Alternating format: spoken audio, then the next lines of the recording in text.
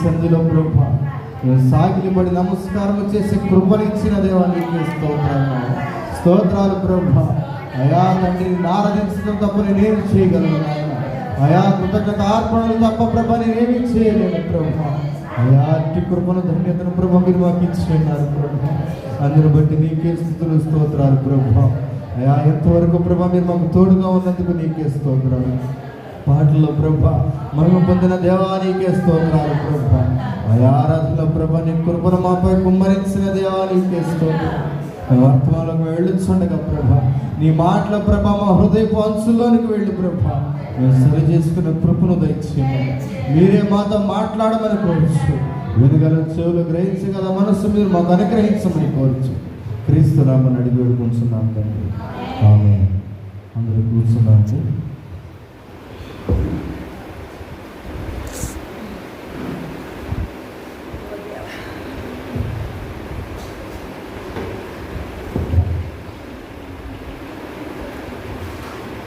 అయ్యగారు ప్రార్థనకి వెళ్ళారండి, వచ్చేస్తా అన్నారు. కొద్ది నిమిషాలు చెప్తా ఉండమన్నారు. దేవుని మాటలు కొద్ది నిమిషాలు మనం ధ్యానించుకుందాం. ముందుగా కూడి వచ్చిన ప్రతి ఒక్కరికి నా వందనాలండి. దేవాది దేవునికి ఆహ్వానించిన దాసులకు నా హృదయపూర్వక వందనాలు. ఈ రాత్రికాల సమయంలో దేవుని ఆరాధించడానికి మనందరము కూడి ఉన్నాము కనుక దేవుడు మనతో రాత్రి దినమందర గొప్ప మాటను అంతా పలకాలని ఆశపడుతున్నాడు. అయితే ప్రియమైన దేవుని బిడ్డలారా, ముందుగా మనం ఒక ఆలోచన చేద్దాం. మనందరము గృహాలు కట్టుకుంటాం, మనందరికీ ఇళ్ళు ఉన్నాయి. మనకున్న ఇళ్ళు కొంతకాలం అయిపోయిన తర్వాత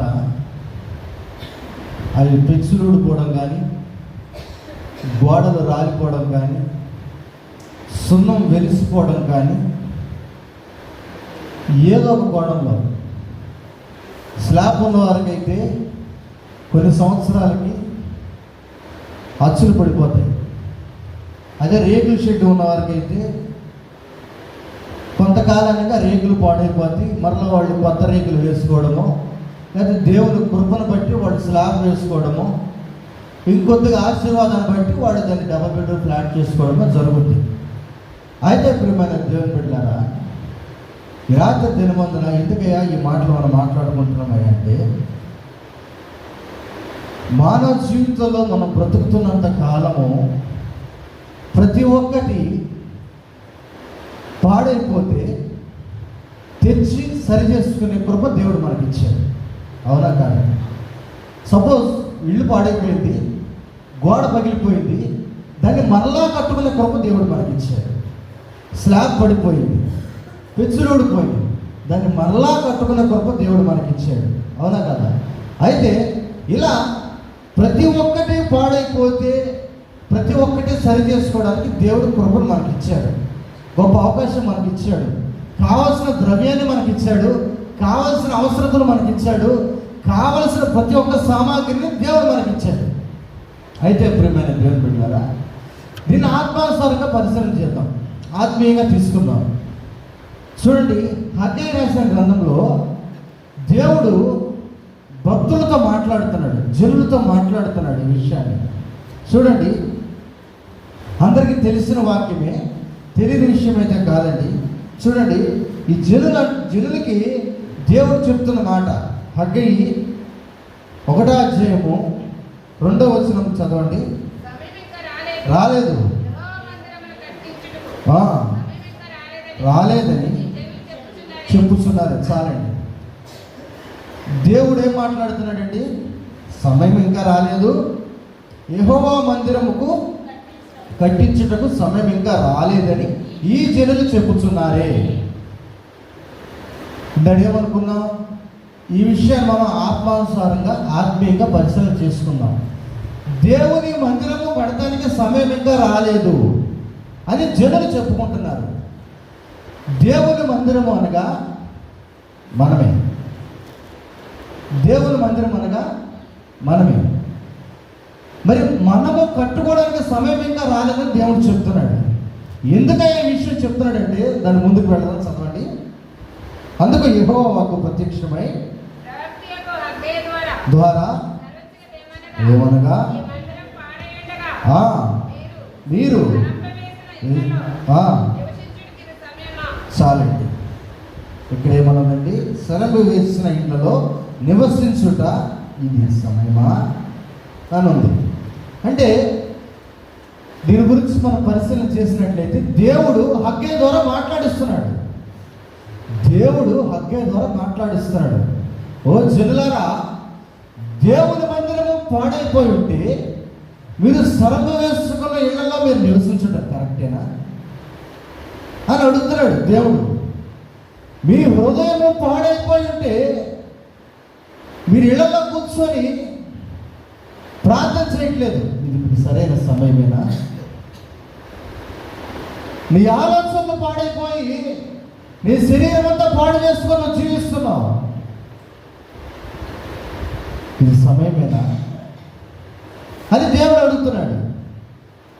కానీ జనులకు కనీసం పట్టనట్టు కూడా ఉందటండి. జనులకు పట్టనట్టుంది. సమయం ఇంకా రాలేదు కదా, మనం ఎందుకు ఇప్పుడు పూనుకోవాలి, ఇంకా బోడంత సమయం ఉంది.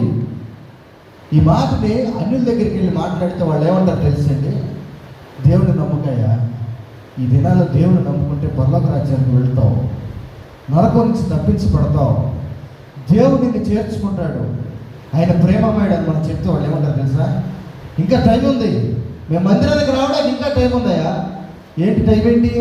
మా అబ్బాయికి పెళ్లి చేయాలి, మా అబ్బాయికి పెళ్లి చేయాలి, మేము ఇంకా చాలా పూజ చేయాలి, మేము ఇంకా సమయం ఉంది, మేము రావడానికి ఇప్పుడు కాదులే తర్వాత వస్తాము అని అంటూ ఉంటారు అన్నిలో.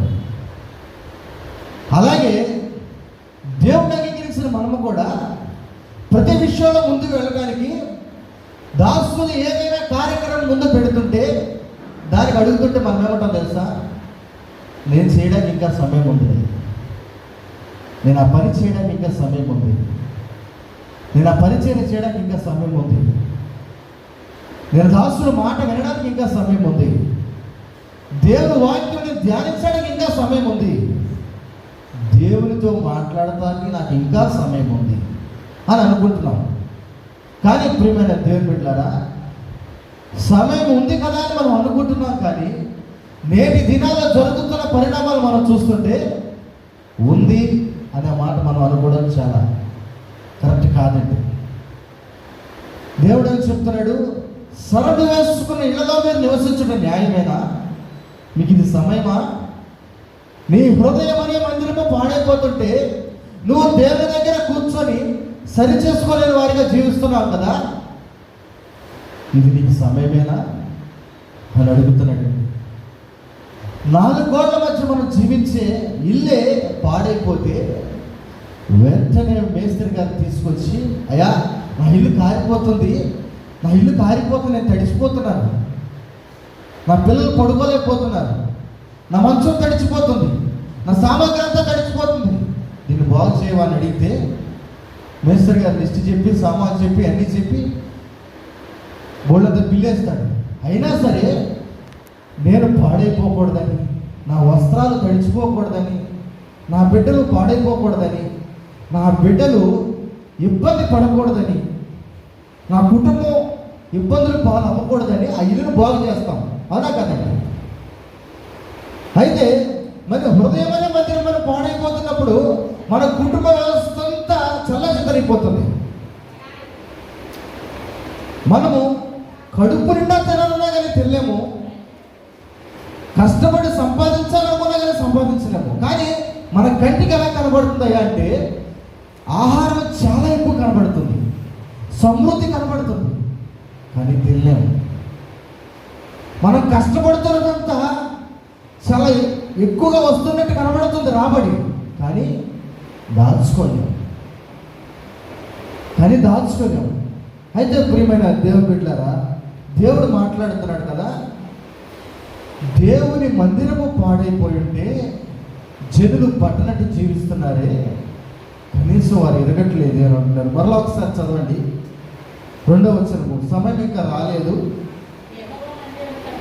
సమయమేక రాలేదు. చెప్పుచున్నారే దేవుని బిడ్డలైన ఈ జనులు దేవుని మందిరము కట్టుకోవడానికి సమయం ఇంకా రాలేదని చెప్తున్నారు. ఇదే మాట హగ్గయి ద్వారా దేవుడు మాట్లాడుతున్నాడు.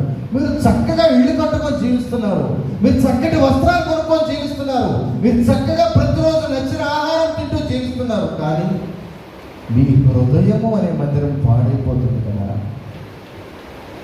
అది నీకు బాగు చేసుకోవడానికి సమయం రాలేదా? నీ ఆలోచన పాడైపోతుంది కదా, అది బాగు చేసుకోవడానికి సమయం రాలేదా? నీ పరిస్థితులన్నీ చెల్లాచెదరైపోతున్నాయంటే నీ కుటుంబ వ్యవస్థ చెల్లాచెదరైపోతుందంటే నీ హృదయం అనే మందిరము పాడైపోతుంది. కాబట్టి ఈ దేహము దేవుని ఆలయమై ఉన్నది అని దేవుని వాక్యం సెలవిస్తుంది. ఈ దేహము దేవుని ఆలయమై ఉన్నప్పుడు ఈ కనులు దేవుని ఆరాధించడానికి ఆశపడాలి. ఈ శరీరము దేవుని సేవలు చేయడానికి ఆశపడాలి. కానీ ప్రేమైన దేవుని బిడ్డలారా, హృదయము పాడైపోయి ఉంటే దేవుని మందిరం సరి చేసుకోలేని వారిని మనం జీవిస్తున్నాం. చూసారా ఎలాంటి స్థితిలో బ్రతుకుతున్నామో ఆలోచన చేద్దాం. హగ్గయి ద్వారా దేవుడు మాట్లాడుతున్నాడు. నీ ఇల్లు ఎంత చక్కగా కట్టుకున్నావయ్యా, కానీ దేవుని మందిరం బాగు చేయలేని వాడిగా నువ్వు జీవిస్తున్నావు అని హగ్గయి ద్వారా దేవుడు మాట్లాడుతున్నాడు. ఇప్పుడు మన దేవుని బిడ్డలారా, నువ్వెంత సంపాదించినా కానీ నీ కళ్ళ ముందు ధనము కనబడినా కానీ కూడబెట్టుకోలేని పరిస్థితి వచ్చేస్తుంది. చూడండి 1:4 చదవండి. పాడేయుండగా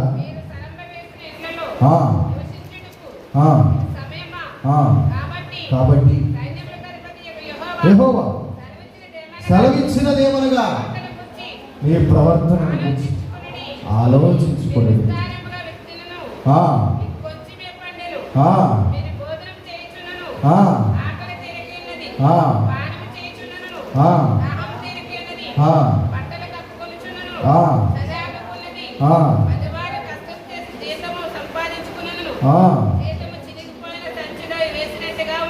చాలండి. దేవుడు ఏం చెప్పాడండి? యెహోవా సెలవిచ్చినది ఏమనగా, సైన్యములకు అధిపతి యెహోవా సెలవిచ్చినది ఏమనగా మీ ప్రవర్తనను గురించి ఆలోచన చేసుకొనండి అని అన్నాడు. అయితే ప్రియమైన దేవుని బిడ్డలారా, మన ప్రవర్తన గురించి మనం ఆలోచన చేసుకుంటే ఈ దేహము దేవుని ఆలయమై ఉన్నది కనుక ఈ ఆలయము పాడైపోతుంటే బాగు చేసుకోలేని వారిగా మనం ఉన్నప్పుడు ఎన్ని ఎదురవుతాయి అంట. ఇవన్నీ ఎదురవుతాయి.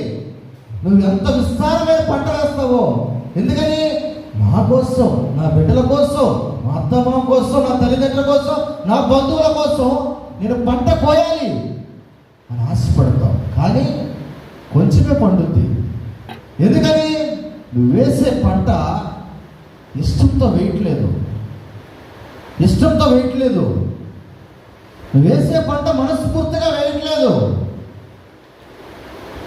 నువ్వు చేసే పని మనస్ఫూర్తిగా చేయట్లేదు.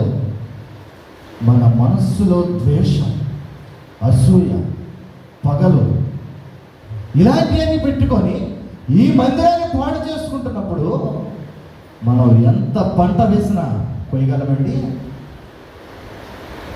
ఎకరం భూమిలో ఎకరము పంట వేసాం, కానీ 10 సెంట్లు మాత్రమే నీ చేతికి వచ్చింది.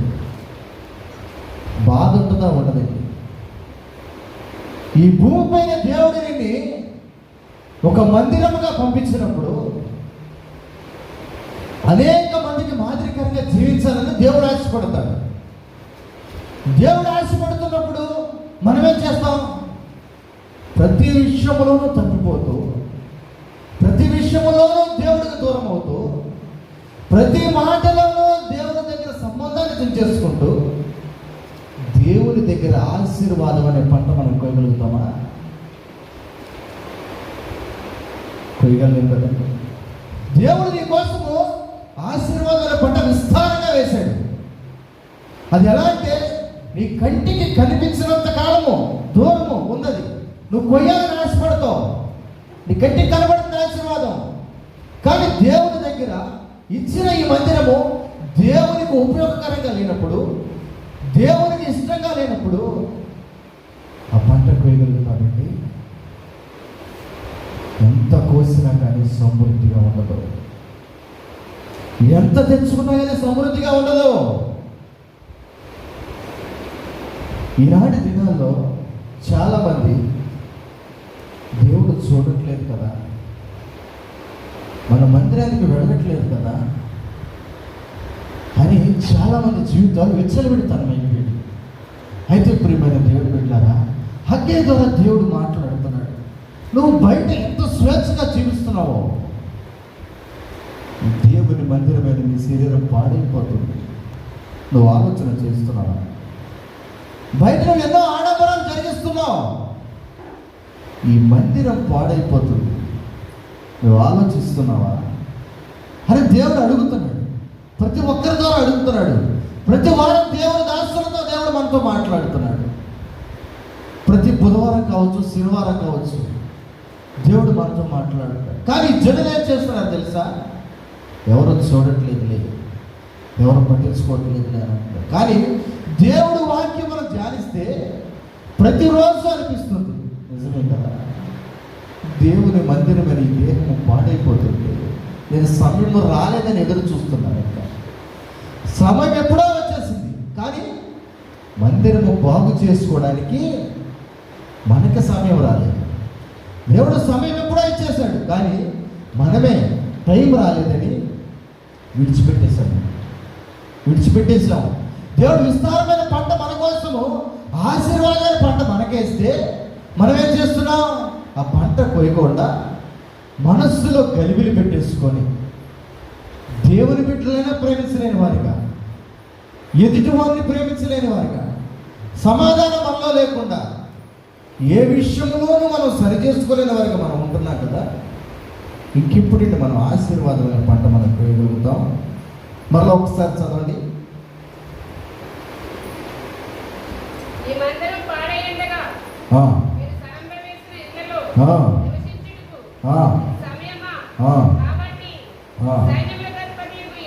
యెహోవా ఏమనగా, నేను ప్రవర్తన ఆలోచించుకుని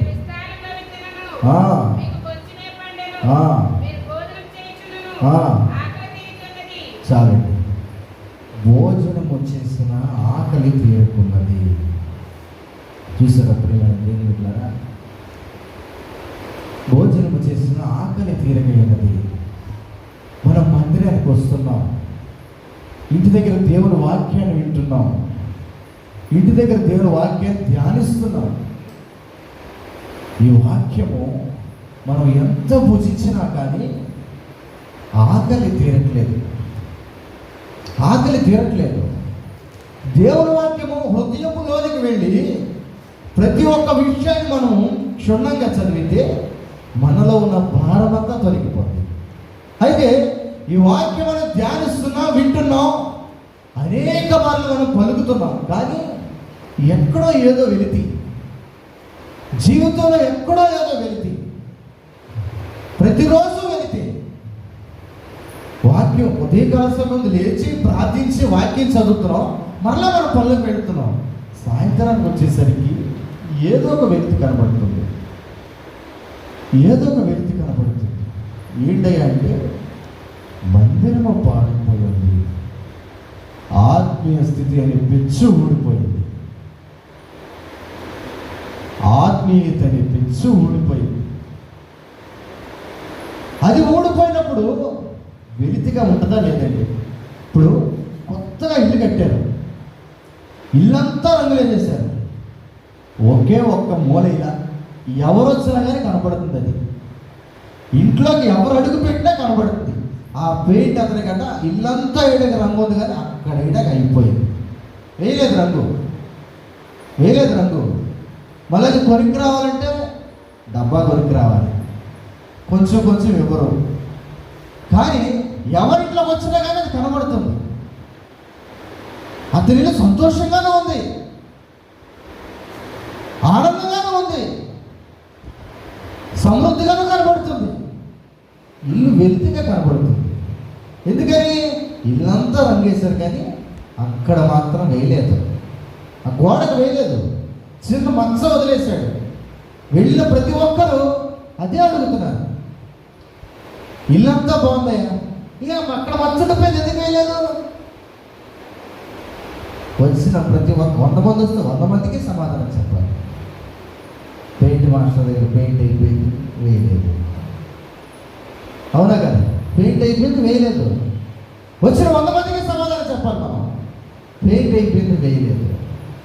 కానీ దేవుడు హక్కేదారు అడుగుతున్నాడు, నువ్వు అంత చక్కటి ఇల్లు కట్టుకున్నావు కదా, మరి నీ మందిరం పాడైపోయింది, వెలితి కనబడుతుంది, ఆ వెలితి పూడ్చుకోవాలని ఆశ లేదా?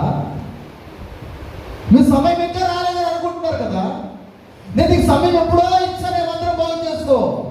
నీ మందిరం బాగు చేసుకుంటే నీ కుటుంబ వ్యవస్థ బాగు చేయబడింది. నీ మందిరం బాగు చేసుకుంటే నీ బిడ్డలు మార్చబడతారు. నీ మందిరం బాగు చేసుకుంటే నీ భర్త మార్చబడతాడు. నీ మందిరం బాగు చేసుకుంటే నీ కుటుంబంలో ప్రతి ఒక్కటి సరి చేయబడింది. కానీ సమయం రాలేదయ్యా, సమయం రాలేదు.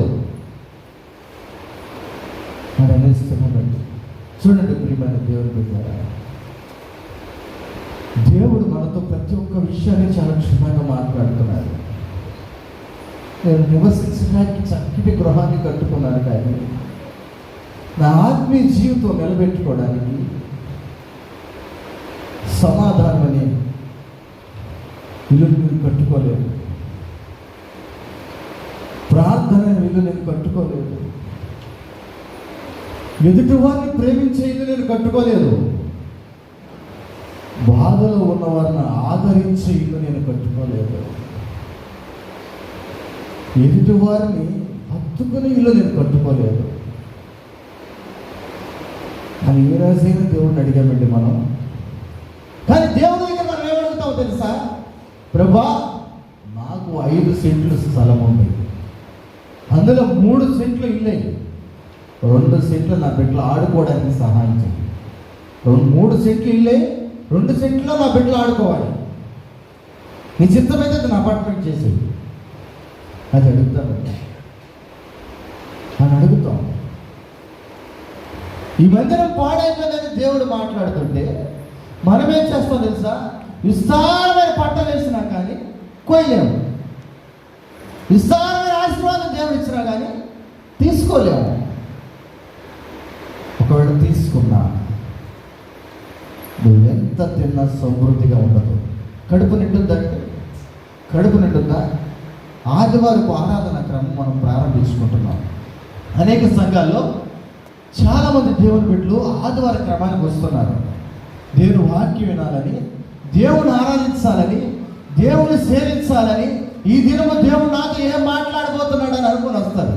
కానీ మొదటి నుంచి చివరి వరకు కూర్చున్న చోట కూర్చొని దేవుని వాక్యం వింటే, దేవుని ఆరాధిస్తే దేవుడు ఖచ్చితంగా మనతో మాట్లాడతాడు. కానీ మనం ఏం చేస్తాం తెలుసా? చాలా చోట్ల కొంతమంది దాసుడు వాక్యం చెప్తుంటే మధ్యలో లేచి వెళ్ళిపోతారు, పాటలు పాడుతుంటే మధ్యలో లేచి వెళ్ళిపోతారు, ప్రార్థన చేస్తుంటే మధ్యలో లేచి వెళ్ళిపోతారు.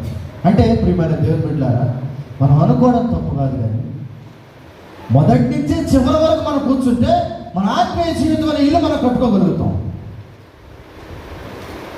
దేవుడు ఇచ్చిన జీవితము చివరి వరకు దేవుడితో గడిపితే మన బిడ్డలు మార్చబడతారు, మన బిడ్డలు మార్చబడతారు. మన కుటుంబ వ్యవస్థ సరిచేయకూడదు. అంటే ఆశీర్వాదం అనే మన పంట మనం కొయ్యాలి అంటే మన ఇల్లు పాడైపోయింది కాబట్టి, మందిరము పాడైపోయింది కాబట్టి సరి చేసుకోవాలి, బాగు చేసుకోవాలి. అలా చేసుకోకపోతే కనుక నువ్వెంత పంట వేసినా కొయ్యలేవు, నువ్వెంత ప్రార్థన చేసినా ఆశీర్వాదం తీసుకోలేవు, నువ్వెంత ఆరాధన చేసినా ఆశీర్వాదం తీసుకోలేవు, మనం ఎంత విజ్ఞాపన చేసినా ఆశీర్వాదం తీసుకోలేము. దేవుని మందిరము పాడైపోయినప్పుడు దాహం వేస్తుంది, నీరు తాగుతున్నావు కానీ తీరుతుందా? దాహం తీరట్లేదు. ఆత్మీయ జీవితము ఎంత కట్టుకొని నువ్వు ఆశపడుతున్నావు. ప్రతి వారము ప్రతిరోజు దేవుని దగ్గర ప్రభా నన్ను సరిచేయనైనా అని అడుగుతున్నాం. ఎంత దాహంతో అడుగుతున్నాం తెలుసా? ఎడారిలో నుంచి వచ్చిన వ్యక్తికి ఒక గ్లాసు నీళ్ళు ఇస్తే సరిపోతాయా? ఎంత ఎండను కూడా వస్తాడు. మనం ఇలా రోడ్డు చివరికి ఇరికబడి సెంటర్ దాకా వెళ్ళొస్తేనే దగ్గర 6 లీటర్ నీళ్ళు తాగుతాం మంచి ఎండకి. మరి ఈ మందిరం తడపడానికి ఎంత నీరు కావాలి? ఈ మందిరం సరిచేసుకోలేదు, పాడైపోయింది. పాడైపోయిన మందిరం తడపాలి అంటే ఎంత దాహం తీసుకోవాలి నువ్వు?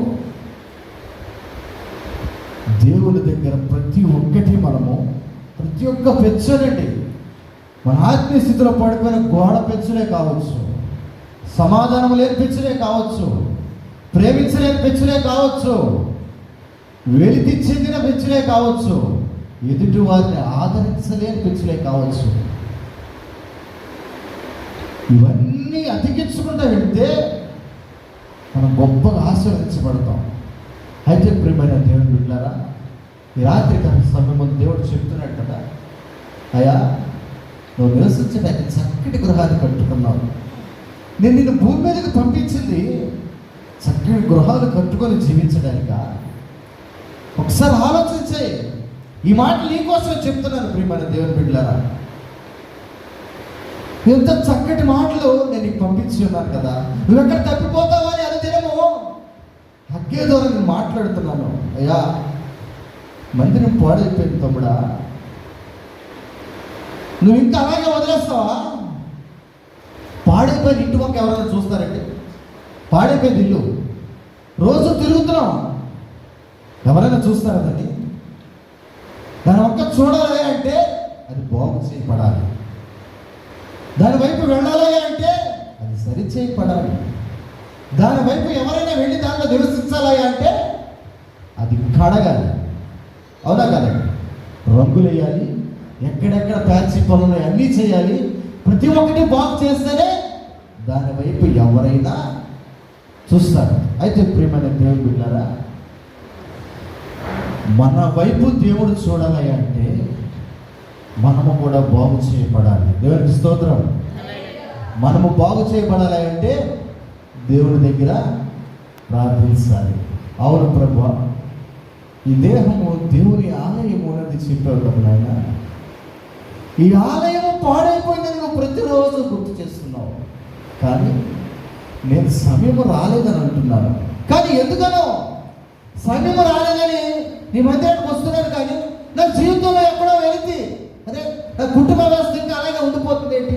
అరే నేను ప్రతిరోజు పనికి వెళుతున్నాను కదా, నేను ఎంత కష్టపడి నా కష్టం చిరిగిపోయి సంచి అయిపోతుంది ఏంటి? కనబడిన అప్పులు కనబడుతున్నాయి అని అనుకుంటున్నానండి. అరే ఎంత వండుతున్నారో కానీ తెలియకపోతున్నారు, ఆకలి తీరట్లేదు, ఎంత దాహము తాగా తీరట్లేదు, నీ వాక్యం నేను ఎంత విన్నా ఆకలి తీరట్లేదు, నీ కోసం నేను ఎంత వెతుకుతున్నా కానీ నా దాహము తీరట్లేదు ప్రభు అని అడిగే వారికి మనం ఉంటున్నాము. అయితే ప్రజలు ఈ మాట విన్నారు, దేవుడు మాట్లాడుతున్న ఈ మాటలను ప్రజలు విన్నారండి. ప్రజలు విని తర్వాత చదవండి, తర్వాత వచ్చిన కాగా 7వ వచనం నుంచి చదవండి.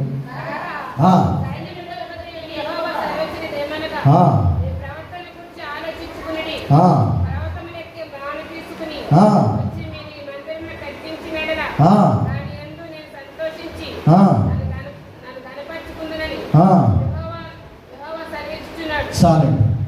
దేవుడు ఏం చెప్తున్నాడు తెలుసా? అవకాశం ఇచ్చాడు. ఇక్కడ అవకాశం ఇచ్చాడు. మందిరం పాడైపోయింది, మీకు కట్టుకోమని చెప్తున్నాను, మీరు సమయం రాలేదంటున్నారు, మళ్ళీ మీకు అవకాశం ఇస్తున్నాను. ఇప్పుడు ఈ మందిరం కట్టాలి అంటే మీరేం చేయాలి? కొండకి మానం తీసుకొని వచ్చి కట్టించిన కదా నేను దాని యందు సంతోషించి గణపరచుకుందునని యెహోవా సెలవిస్తున్నాడు. పర్వతములెక్కి బ్రాను తీసుకొని వచ్చి. చూడండి ప్రియమైన దేవుని బిడ్డలారా, పర్వతములెక్కి బ్రాను తీసుకొని వచ్చి అంటే ప్రతిరోజు దేవుని దగ్గర కూర్చొని ఇక మనం ఎక్కడైతే వెలితి చెందామో, ఆత్మీయ జీవితంలో పడిపోయామో, ఆత్మీయతలో పడిపోయామో, ఎక్కడో దేవునికి దూరంగా వెళ్ళిపోయామో ప్రతి ఒక్కటి దేవుని దగ్గర సరి చేసుకొని పర్వతం దాకా వెళ్ళి అక్కడ దేవుడిచ్చిన ఆశీర్వాదం తెచ్చుకుంటే ఆ మందిరం కట్టబడింది. కట్టినప్పుడు దేవుడు దాన్ని చూసి సంతోషిస్తాడట. దేవునికి స్తోత్రం. సంతోషిస్తాడట దేవుడు. చూడండి ప్రియమైన దేవుని బిడ్డ, చక్కటి అవకాశం అండి ఇది. నిజమే కదా, నేను ఎక్కడో తప్పిపోయాను, అన్ని విషయాల్లోనూ పడిపోయాను, మందిరికి రావడంలో పడిపోయాను, వచ్చిన ఈ మాటలు ఎల్లో వినకపోవడంలో పడిపోయాను, సరి చేసుకోవడంలో పడిపోయాను, ఆచరించడంలో పడిపోయాను. ఇవన్నీ నేను దాటుకొని ఎక్కి వెళ్ళి ఆ మురాను తీసుకొని వచ్చి దేవుని మందిరం నేను కట్టుకోవాలి, నా ఆత్మీయ జీవితం నేను కట్టుకోవాలి. దేవుడు సంతోషిస్తాడని చెప్తున్నాడు.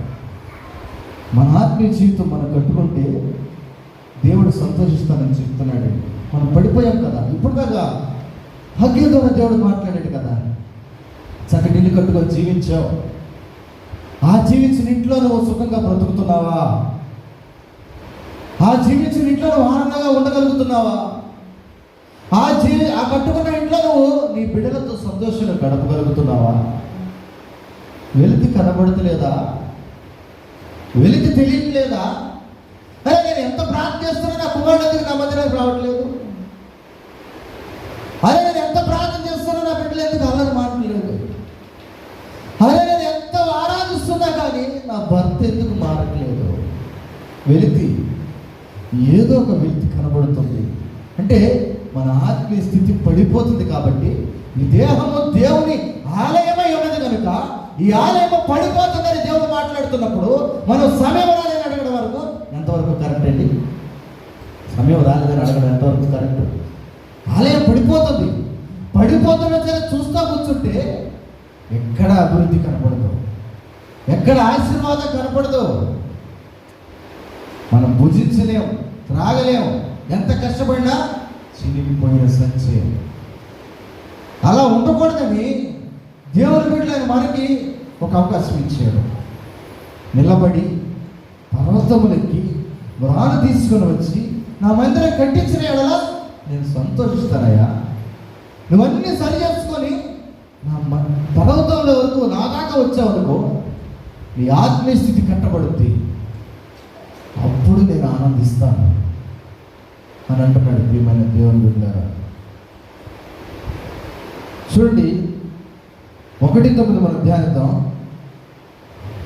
విస్తారముగా కావాలని మీరు ఎదురు చూస్తున్నారు కానీ కొంచెముగా పండారు తేగా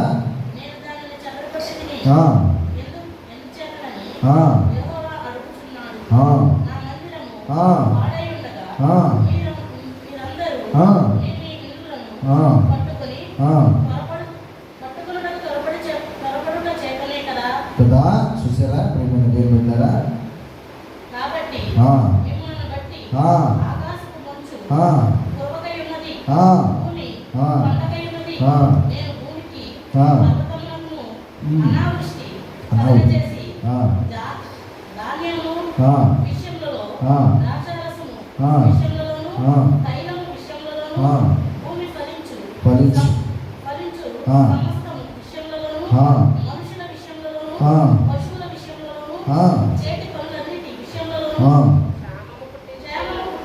చూసారా, ఆత్మీయ స్థితి దేవుని మందిరం కట్టుకోకపోతే ఇవన్నీ వస్తాయట. ఇవన్నీ వస్తాయట. మన మీద కల్పించుకుని రాసింది కాదు, దేవుడు సెలవిస్తున్న మాటలు ఇవి. కోసావు, తీసుకొచ్చావు, కానీ చల్లాచెదరైపోయింది. ఎందుకని? పాడైపోయి ఇంట్లోనట చదవండి, పాడైండగా మీరందరూ మీ ఇళ్ళను కట్టుకుంటకు త్వరపడు చేతనే కదా.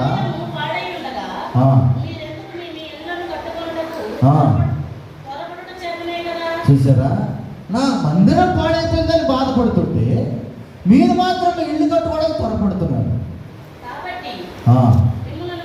మిమ్ములను బట్టి ఆపేశారు. పండట్లేదు.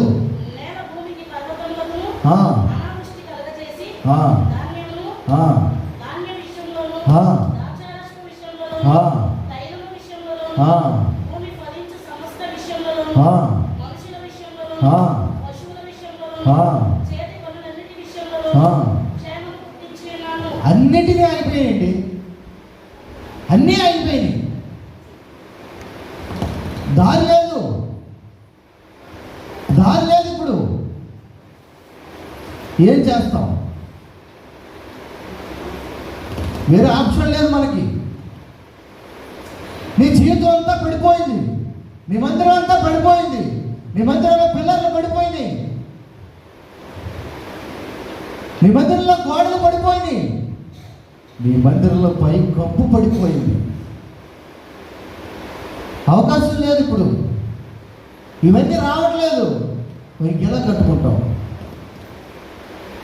ఇంకెలా కట్టుకుంటావు? నువ్వు నివసిస్తున్న ఇల్లు పడిపోయింది, నీ చేతిలో ద్రవ్యం లేదు, చూస్తూ అప్పుడైపోయినావు. అవి కడటానికే నా కష్టం సరిపోవట్లేదు. నా బిడ్డలు నివసించడానికి ఇల్లు లేదు, ఇక్కడ నేను నివసించడానికి ఇల్లు లేదు, నా కుటుంబం రోడ్డు పాలు అయిపోతుంది. ఈ గృహం కట్టుకోవాలి. ఇప్పుడు నేను చూస్తే చేతిలో ద్రవ్యం లేదు, అన్ని దారిలో మూసుకుపోయాయి, కరువు వచ్చేసింది. నేను కోసి తెచ్చుకున్న పంట కూడా చెల్లాచెదరైపోయింది. నేనేం తెచ్చుకున్నానో దాహం తీరట్లేదు, నేనేం తిన్నానో ఆకలి తీరట్లేదు. ఇవన్నీ పడిపోతున్నప్పుడు మందిరం బాగు చేసుకోవాలని ఆశపడుతున్నాము మనం. దేవుని వాక్యం ఈ రీతిగా శ్రమిస్తుంది కదా. ఈ దేహము దేవుని ఆలయం ఉన్నది కనుక మీరందరూ సమాధానంగా ఉండాలి. అందరూ సమాధానంగా ఉంటే, అన్ని విషయాలను దేవుని ఫాలో అయితే ఎక్కడైనా పడిపోతామండి? ఎక్కడ పడిపోం. ప్రతి విషయము ప్రతిరోజు దేవుని సన్నిధిలో ప్రార్థిస్తున్నప్పుడు, దేవుడు ప్రతి ఒక్క మాట మనతో మాట్లాడుతున్నప్పుడు మనం దాన్ని ఆలోచన చేయాలి. నేను ఎక్కడ పడిపోతున్నానా? దేవుడు ప్రతి విషయం నాకు గుర్తు చేస్తున్నాడు.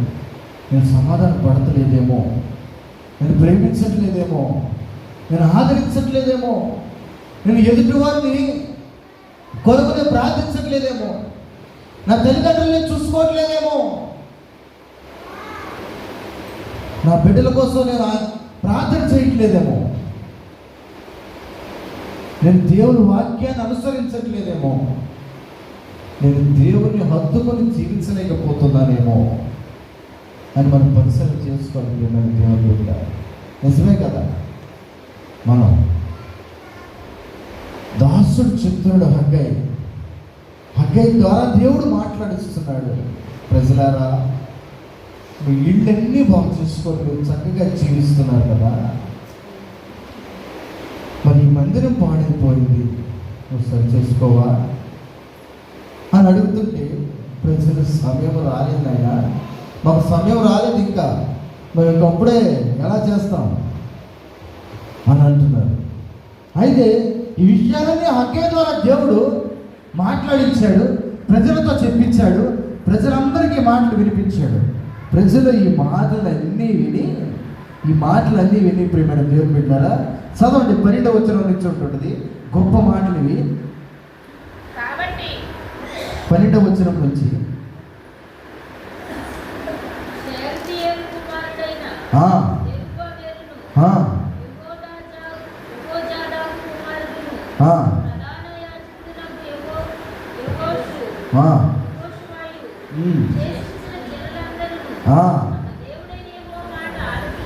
విన్నారు. హగ్గైని పంపించాడు దేవుడు.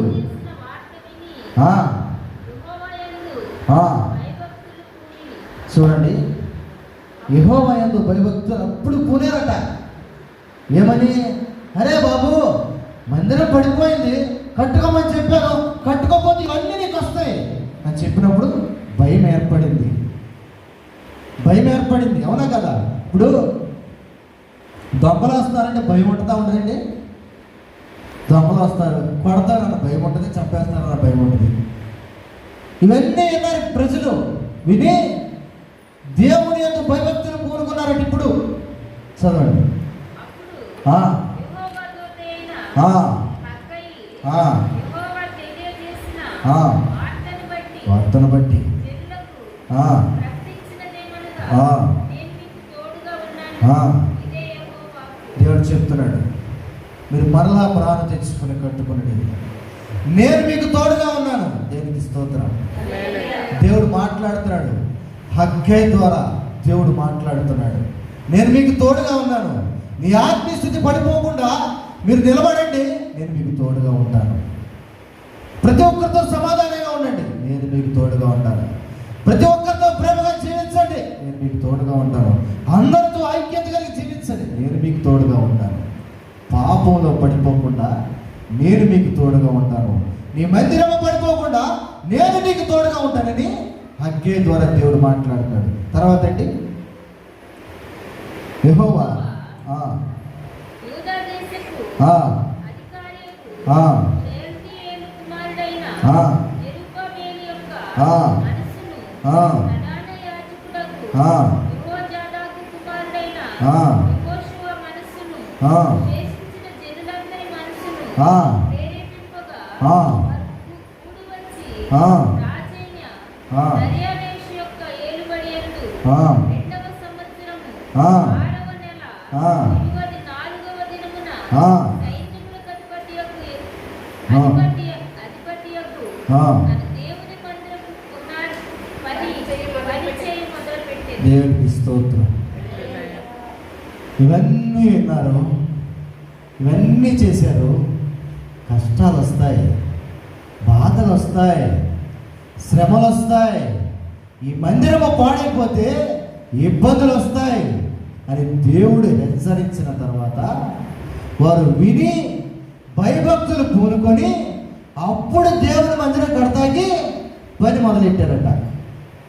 చూసారా ప్రియమైన దేవుని బిడ్డలారా, ఈ రాత్రికాల సమయం అది దేవుడు మనతో మాట్లాడుతున్నాడు కదా. మనం ఎక్కడ పడిపోయామో, మనం ఏ విషయాల్లో దేవుని మందిరాన్ని పడేశామో, మనం ఎలాంటి చోట దేవుని మందిరాన్ని పడేశామో, మనం ఎలాంటి స్థితిలో దేవుని మందిరాన్ని పడేశామో, దేవుని మందిరం వెలితై ఉన్నది. దీన్ని బాగు చేయాల్సిన పని మనదే.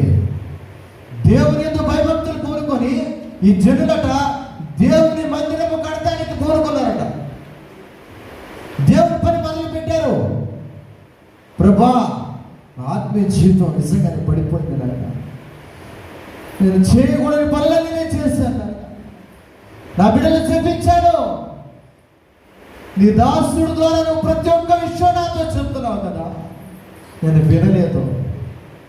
నువ్వు ఎన్ని వాక్యాలు నాకు వినిపించినా కానీ, నువ్వు ఎంత ఆత్మీయ ఆహారం నాకు పెట్టినా కానీ నాకు కడుపు నిండలేదంటే నేను ఎక్కడో వెలితి చెందాను ఆయన, నేను ఎక్కడో పడిపోయాను ప్రభా. జనులందరూ దేవుని యందు భయభక్తులు పూనుకొని దేవుని మందిరం కడతానికి ప్రారంభించారట. చూడండి ప్రియమైన దేవుని బిడ్డలారా, ఈ రాత్రి దినమందున మనము ఎక్కడ పడిపోయామో, ఈ మందిరాన్ని ఎక్కడ పాడు చేశామో, ఈ మందిరాన్ని ఎక్కడ వదిలేసామో, ఈ మందిరానికి ఎక్కడ మనం ఆత్మీయత ఇవ్వలేదో, ఈ మందిరాన్ని ఎక్కడ మనం బాగు చేయలేని వారిగా ఉన్నామో, అరే పడిపోతున్నాం కానీ పట్టించుకోవట్లేదు, అయ్యా నిలబడలేకపోతున్నాం కానీ సంపాదించిన రూపాయి ఉండట్లేదు, ఆకలి తీరట్లేదు, ఎన్ని వాక్యాలు విన్నా ఆకలి తీరట్లేదు, ఎంత ఆరాధన చేసినా దాహం తీరట్లేదు. ఏంటి ప్రభా ఈ మందిరం పాడైపోయింది, ఆలోచన చేసుకోమని చెప్తున్నాడు దేవుడు. చూడండి ప్రియమైన దేవుడు, ఈ రాత్రి దినమందరూ మనతో మాట్లాడుతున్నది కదా దేవుడు. అగ్ని ద్వారా స్వర్గ వేసుకున్న ఇళ్లలో మీరు నివసిస్తున్నారే, ఆ మందిరం పాడైపోయింది, బాగు చేయాలన్న శ్రద్ధ మీకు లేదా? సరి చేసుకోవాలన్న బాధ మీకు లేదా? నిలబెట్టుకోవాలన్న భయం మీకు లేదా? రేపు మీరు బాగు చేసుకోకపోతే మీరు నిలబడలేరు, మీరు పోషించబడలేరు, మీరు జీవించలేరు అని చెప్తున్నారు. చూడండి ప్రియమైన దేవుని బిడ్డలారా, ఈ శరీరంలో మనకు ఒక కాలు లేకపోతే నడవగలమండి. ఇది కష్టాలు, ఒకరి సపోర్ట్ కావాలి. ఈ కళ్ళు లేకపోతే అది ఇంకా బాధాకరం. అవయవాలన్నీ ఉండి కళ్ళు లేవనుకోండి, రోడ్డు మీద చక్కగా నడిచిపోతామండి, ఎక్కడో చోట పడిపోతాం. అంటే ఎలా ఉంటుందంటే అతి తెలివి కాని వాళ్ళు ఏమనుకుంటారంటే, ఇది నా ఇల్లు, నా తెలివి ఇంకా కళ్ళు మూసుకొని తిరిగితే ఏ స్తంభానికో ఏ గుమ్మానికో గుద్దుకున్నప్పుడు బాధపడే కన్నా అవకాశం ఉన్నప్పుడే మనం దేవుని దగ్గర మొరపెడితే అదంతా మేలేదు మనకి. నాకు తెలిసి నేనకే పాడు కదా అని మనం కళ్ళు మూసుకొని తిరిగి వచ్చేయగలమా? అపవాది ఇంటి నుంచి దాడి చేస్తాడో తెలియదు. అందుకనే దేవుడు చెప్తున్నాడు, అపవాది కోల్చుకోకుండానే మన మందిరాన్ని బాగు చేసుకోవాలి. అపవాదికి అప్పచెప్పకుండానే మన మందిరాన్ని మనం బాగు చేసుకోవాలి. అనుదినము మన మందిరంలో ఏది వెలితై ఉన్నదో అది మనం తెలుసుకోవాలి. మన ఇంట్లో సరుకులన్నీ ఉన్నాయి, ఏదో ఒకటి తగ్గింది, అది లేకపోతే వంట అవ్వదు. ఇప్పుడు తెచ్చుకుంటామా లేదా? అది ఉంటేనే వంటకి ఇవ్వాలి, లేకపోతే చికెన్ తెచ్చినా కానీ వేస్టే. 1000 రూపాయలు మటన్ తెచ్చినా వేస్టే, 1000 రూపాయలు మటన్ తెచ్చినా వేస్టే. ఈ దేహము వెలితి చెందుతుందయ్యా అంటే ఎక్కడో పడిపోయామని దేవుని అర్థం. దేవుని ప్రార్థన ద్వారా మాట్లాడుతున్నాడు. ప్రియమైన దేవుని బిడ్డలారా, చక్కటి ఇల్లు కట్టుకొని జీవిస్తున్నావు, కానీ నువ్వు ఆత్మస్థితి కట్టుకోలేని వాడిగా ఉంటున్నావు. పడిపోతుంది నీ ఇల్లు, నువ్వు గమనించట్లేదు. నీ ఇంటికి రంగులు వెలిసిపోతున్నాయి, నువ్వు గమనించట్లేదు. నీ ఇంటికి పెన్సులు ఊడిపోతున్నాయి, నువ్వు గమనించట్లేదు. కానీ నేను రోజు మందిరానికి వెళ్తున్నాను, రోజు దేవుని వాక్యం ఒక అధ్యాయం చదువుతున్నాను, కానీ నాకు ఎక్కడ కనబడతలేదు. దేవుడిని అడగాలి. అందుకే దేవుడు చెప్తున్నాడు, మనకి తెలియదు కాబట్టి, ఆ విషయం తెలియ చెప్పడానికి కాబట్టి దేవుడు హక్య ద్వారా మాట్లాడిస్తున్నాడు. ప్రియమైన దేవుని బిడ్డలారా గమనించండి, సర్వ వేసుకుని ఇళ్ళలో మీరు నివసిస్తున్నారు, మీ హృదయం అనే మందిరం పడిపోయింది, మీ ఆత్మీయ స్థితి అనే మందిరం పడిపోయింది.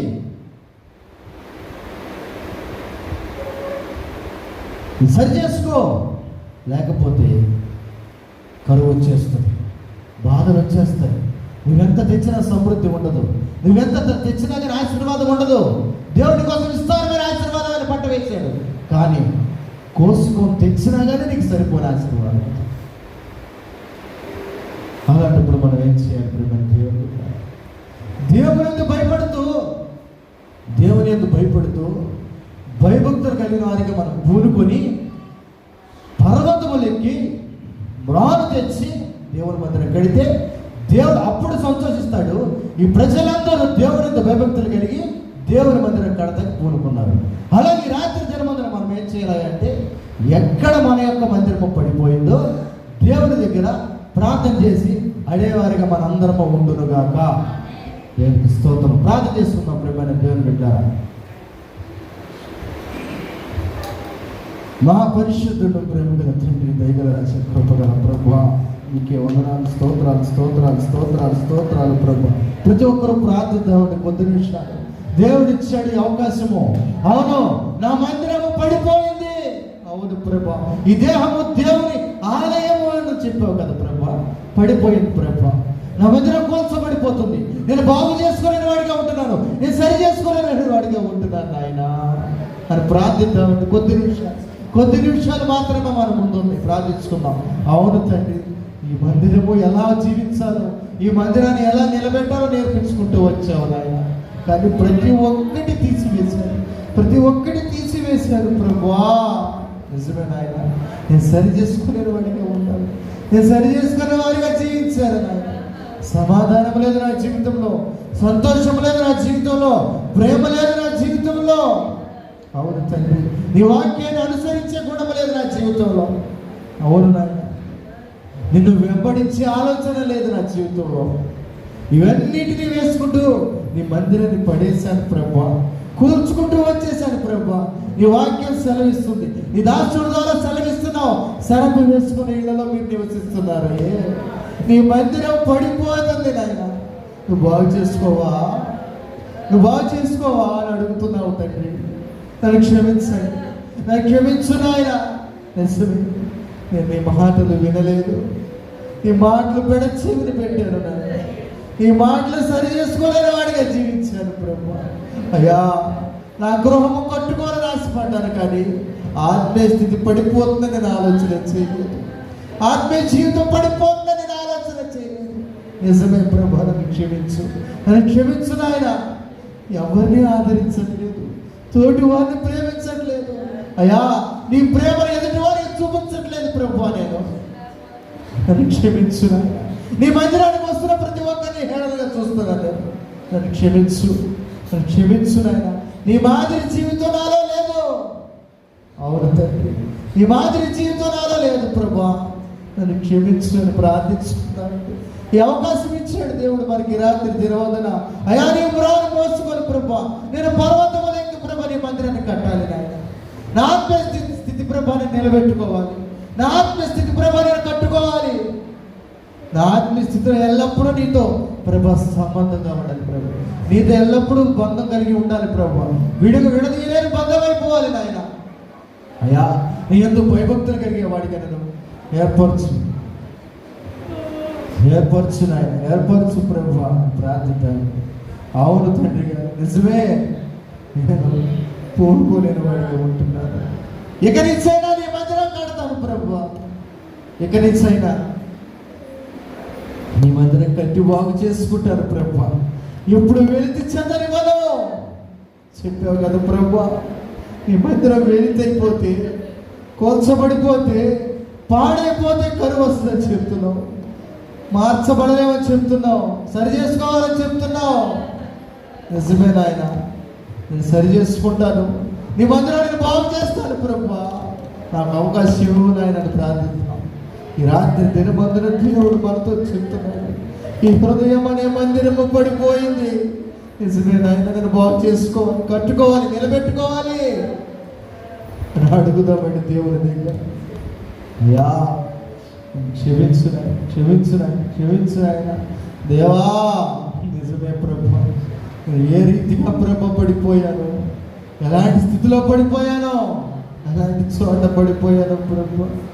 అయ్యా, దిక్కులేని వాడిగానే జీవిస్తున్నప్పుడు తీసుకొని వచ్చి నీ మందిరంలో నిలబెట్టావు, నీ కృపలో భద్రపరిచావు నాయన. కానీ ఈ స్థితి పడిపోతుందని నేను ఆలోచన చేయలేదు. ఈ రాత్రి దినమందున గుర్తు చేసిన దేవా, ఈ రాత్రి దినమందున నాతో మాట్లాడిన ప్రభు, నన్ను సరిచేయండి, ఈ మందిరం కట్టుకోవడానికి సహాయం చేయండి ప్రభు. నేను నీకు తోడుగా ఉన్నానని సెలవించాను. ఇక నుంచైనా ప్రభా నేను నిలబడతాను, ఇక నుంచైనా ప్రభా నేను బలపడతాను, ఇక నుంచైనా ప్రభా నేను ఎందుకు గురి కలిగి జీవిస్తాను ప్రభా. నువ్వు నాకు తోడుగా ఉన్నావని వాగ్దానం సెలవించిన దేవా, నీకే స్తోత్రాలు ప్రభా. మహాపరిశుద్ధుడు, ప్రేమగల తండ్రి, కృపగల ప్రభా, నీకే వందనాలు, స్తోత్రాలు. ఎంతవరకు ప్రభా మీరు మాతో మాట్లాడేందుకు నీకే స్తోత్రాలు, ఎంతవరకు ప్రభా మీరు మమ్మల్ని బలపరిచినందుకు నీకే స్తోత్రాలు, మేము ఎలా జీవించాలో నేర్పించిన దేవా నీకే స్తోత్రాలు. మా మెదడుని బాగు చేసుకోవడానికి ప్రభా చక్కటి మాటలు ప్రభా మీరు మాకు నిర్వహింప చేసినందుకు నీకే స్తోత్రాలు. పడిపోకుండా మా ఆత్మీయ జీవితం నిలబెట్టుకోవడానికి గొప్ప వెలుగును ప్రభా మీరు మాకు ఇచ్చినందుకు నీకే స్తోత్రాలు. ఈ రాత్రి దినవంతుని ప్రభా, అయ్యా వచ్చిన నీ బిడ్డలు దీవించండి, ఆశీర్వదించండి. ఎత్తబడిన వాక్యం వృధా కాకుండా ఫలభరితంగా మార్చమని, వారి జీవితాల్లో ప్రభా నీ మందిరం కట్టుకోవడానికి కృపను దయచేయమని కోరుచు. నిరాశని దాసరాలు మీరు దీవించండి, ఆశీర్వదించండి. ఇచ్చిన ముగ్గురు బిడ్డ చుట్టూ ఖర్చు వేసి కాపుదల దయచేయమని, ప్రతి ఒక్కరిని మీరు దీవించి ఆశీర్వదించమని, నన్ను నా కుటుంబాన్ని ప్రభావ మీరే బలపరచమని, ఇంకా ఆత్మీయతలు మేము ఎదిగే కృపను మీరు మాకు దయచేయమని. అయ్యా, పనికి వాళ్ళు నన్ను ప్రభా ఎందుకు నిలబెట్టినందుకు నీకే స్తుతులు, స్తోత్రాలు ప్రభా. వచ్చిన ప్రతి ఒక్క బిడ్డను బట్టి నీకే వందనాలు. అయ్యా, అపవాది ప్రభు వాక్యాన్ని విత్తి వెళుకుండా ప్రభా మీరు నిలబెట్టి ప్రభా, అయ్యా విత్తి ప్రభా గొప్ప ఫలం ప్రభా అనుభవించే కృపను మీరు మాకు దయచేయమని క్రీస్తు నామని అడిగి వేడుకొంటున్నాను తండ్రి. ఆమేన్. పరలోకమందున మా తండ్రి, నామ పరిశుద్ధపరచబడిన రాజ్యం మాకు వచ్చిన ఉచితం పరలోకమందు నెరవేర్చబడినట్లు భూమి ఎందుకు నెరవేర్చబడినగా మా అనుదిన ఆహారం నేడు మాకు దయచేయండి. మా ఏళ్ళ అపరాధం చేయవారిని మీరు క్షమించిన ప్రకారం మీరు మమ్మల్ని క్షమించి మమ్మల్ని శోధనలోనికి తేక దృష్టి నుండి తప్పించి రాజ్యము, శక్తి, మహిమ నిరంతరము నీవైన నావు తండ్రి. ఆమేన్. యేసు రక్తం ఇచ్చి ప్రవేశ రక్తమే జయం, అపవాది క్రియలంతా నాశనం. యేసు రక్తం, శిలువ రక్తం సంపూర్ణ విజయము కలుగును గాక. ఆమేన్. ఆమేన్. అందరికీ వందనాలు.